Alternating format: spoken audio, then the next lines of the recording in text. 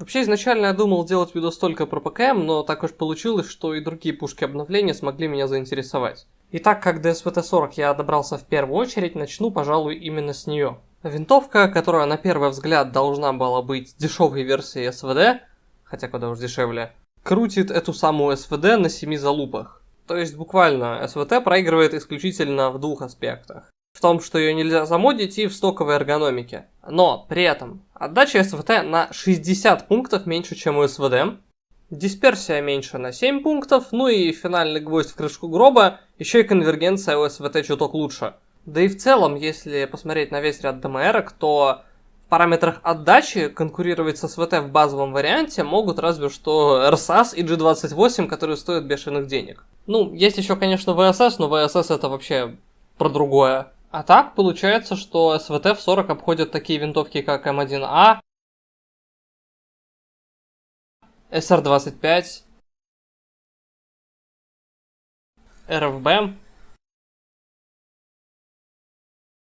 Вепрь Хантер и даже ОПСКС.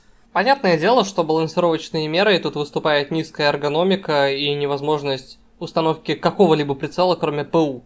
Но даже не знаю, насколько это работает, если честно. Как по мне, это не работает, потому что ПУ это, конечно, далеко не самый удобный прицел, но в целом его хватает. А низкую эргономику можно и потерпеть, это не так критично.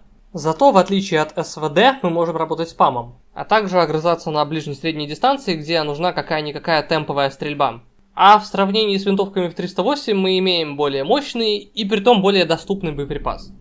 Короче говоря, сейчас СВТ за свои деньги дает просто какую-то нереальную эффективность. Первое, что мне приходит на ум в качестве сравнения, это очень старая версия Вепря Хантера. Видите ли, в далекие времена, когда М61 можно было купить на барахолке, а отдача у Хантера была адекватной, люди просто шли на лабу с этим оружием и выносили фуллок вперед ногами. Вот на СВТ похожая ситуация. Очень быстро вы открываете ЛПС, то есть аналог М80, которым раньше тоже, кстати, стреляли с Хантеров.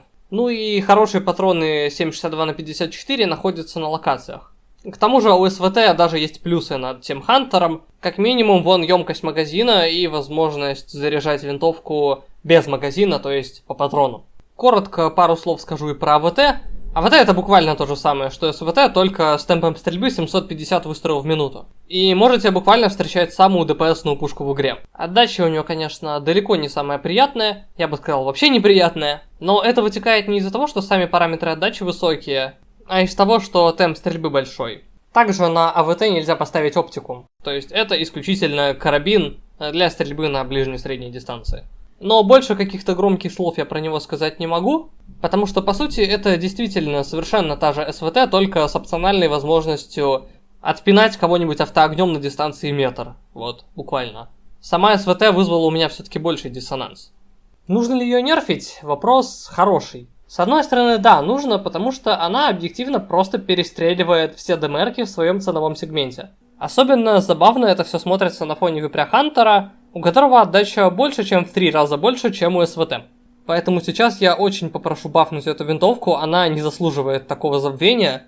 Типа, камон, времена, когда Хантер имбовал, уже давно прошли, сейчас это никому нахрен не нужная палка, и она, откровенно говоря, не будет имбовать с отдачей в 150 единиц, к примеру. У нее еще и дисперсия, кстати, старая. Такое ощущение, что БСГ про эту пушку просто забыли. Однако, снова вопрос, нужно ли СВТ нерфить. С одной стороны, да, с другой стороны, вопрос как. И ответ уж точно не так, как в свое время нерфили Вепрь Хантер. Ну и под конец я покажу, что я наконцептил. Первой будет СВТ, ей я увеличил вертикалку, поднял конвергенцию и, что самое важное, увеличил дисперсию. То есть, в чем вообще философия этого изменения, скажем так? Смысл тут в том, чтобы сделать винтовку похожую на СВД, но с большей горизонталкой, при этом с меньшей вертикалкой. Вот как-то вот так. Хантер же я изменил иначе. Во-первых, я срезал отдачу до примерно 150, как и говорил. Срезал горизонталку до 10 единиц, что является самым низким параметром среди ДМР. Но не думайте, что Хантер от этого сразу становится имбой.